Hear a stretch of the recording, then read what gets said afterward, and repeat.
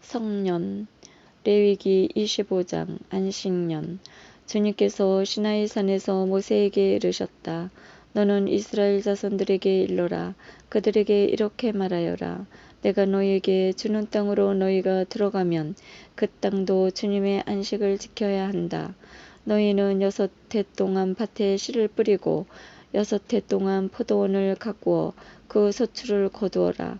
그러나 7째 해는 안식년으로 땅을 위한 안식의 해, 곧 주님의 안식년이다. 너희는 밭에 씨를 뿌려서도 안 되고 포도원을 가꾸어서도 안 된다.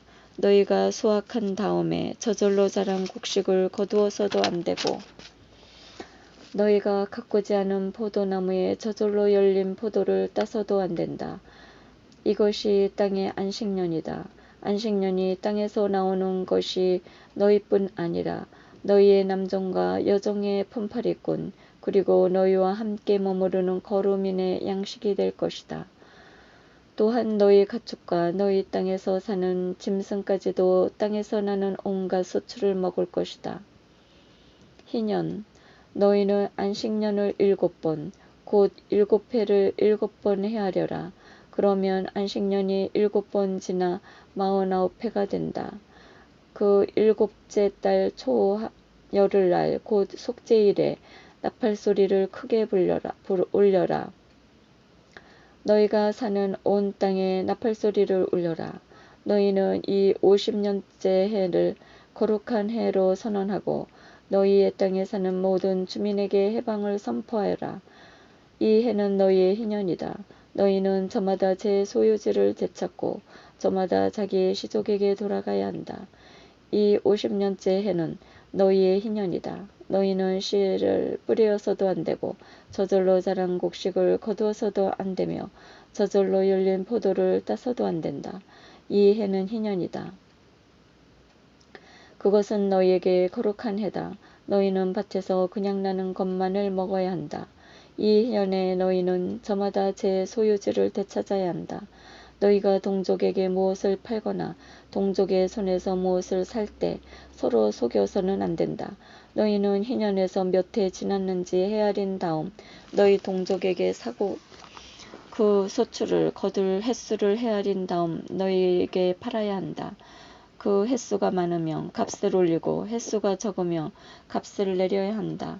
그는 소출을 거둘 횟수를 너희에게 파는 것이다.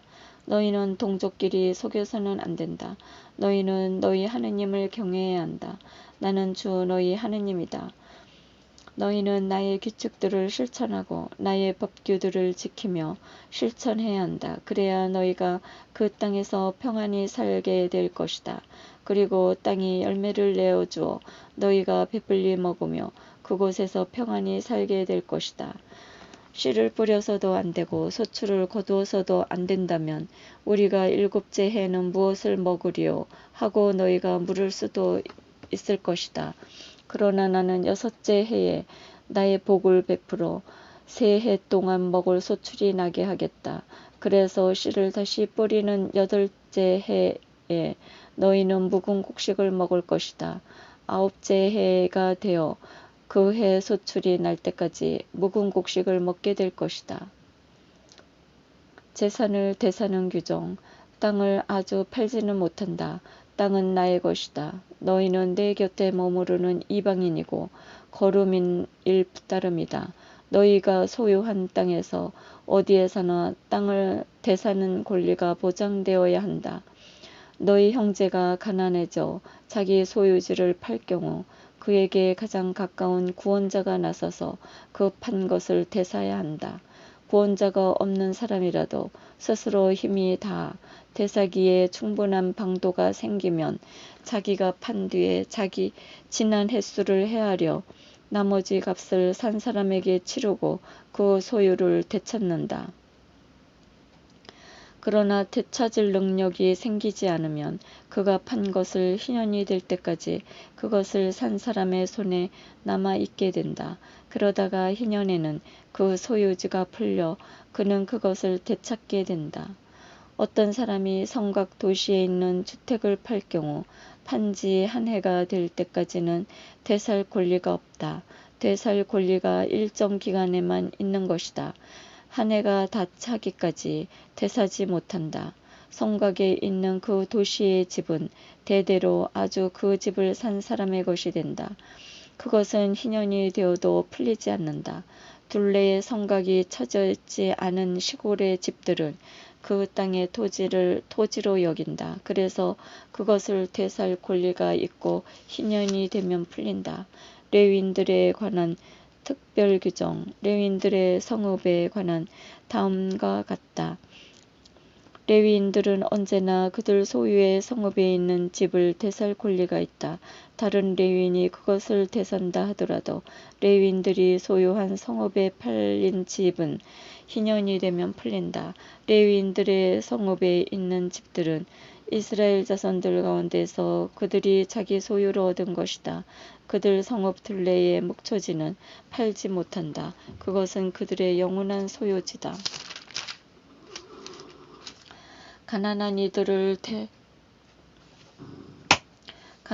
이들을 도울 의무. 너희 형제가 가난하게 되어 너희 곁에 허덕이면 너희는 그를 거두어 주어야 한다. 그도 이방인이나 거루민처럼 너희 곁에 살 수 있게 해야 한다. 그에게 이자나 이익을 거두어서는 안 된다. 너희는 너희 하나님을 경외해야 한다. 그리하여 너희 형제가 너희 곁에 살 수 있게 해야 한다. 이자를 받으려면 그에게 돈을 구워 주어서는 안 되고 이득을 보려면 그에게 양식을 구워 주어서도 안 된다. 나는 너희에게 가난한 땅을 주고 너희 하느님이 되려고 너희를 이집트 땅에서 이끌어낸 주 너희 하느님이다. 이스라엘의 종이 될 경우 너희 곁에 사는 형제가 가난하게 되어 자신을 너희에게 팔 경우 그를 종 부리듯이 해서는 안 된다. 그가 품팔이이거나 고류문처럼 너희 곁에 살며 희년이 될 때까지 너희 일을 하다가 자기 자식들과 함께 너희를 떠나서 자기 시족에게 돌아가 조상 전례의 소유지를 되찾게 해야 한다. 그들은 내가 이집트 땅에서 이끌어낸 나의 종들이니 종이 팔리듯 팔려서는 안 된다. 그를 가혹하게 다스려서도 안 된다. 너희는 너희 하느님을 경외해야 한다. 외국인 종, 너희가 소유할 수 있는 남종과 여종에 관한 다음과 같다. 너희는 주위 민족들에게 남종과 여종을 사들일 수 있다. 또 너희 곁에 머무르는 거루민의 자식들 가운데서도 너희 땅에서 태어난 너희 곁에 머무르는 이들의 친척 가운데서 사들여 너희 소유로 삼을 수 있다. 너희는 그들을 너희 자손에게 대대로 물려주어 소유하게 할 수 있다. 너희는 그들을 언제까지나 종으로 부려도 된다. 그러나 너희 형제 이스라엘 자손들끼리는 가혹하게 다스려서는 안 된다. 이스라엘인이 외국인의 종이 될 경우 너희 곁에서 사는 이방인이나 거루민이 넉넉해졌는데 그 옆에 사는 너희 형제가 가난해져 너희 곁에 사는 이방인이나 거루민 또는 이방인의 시족의 후손에게 자신을 팔 경우 팔린 다음에라도 그는 자신을 되살 권리를 지닌다. 그의 형제 가운데 한 사람이 그를 되살 수도 있다. 그러면 그의 삼촌이나 삼촌의 아들이 그를 되살 수도 있고 그 시족의 다른 살붙이들이 그를 되살 수도 있다. 그 자신이 넉넉해지면 스스로 제 몸을 되살 수도 있다.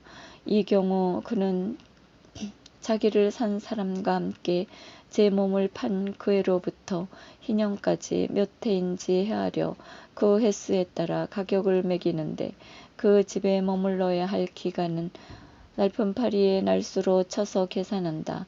아직 횟수가 많이 남아 있으면 그것에 따라 자기를 판 가격에서 일정액을 빼고 자신을 대산 값을 치른다. 희년까지 남은 횟수가 얼마 되지 않으면 그 횟수에 따라 계산한 다음 자신을 되사는 값을 치른다.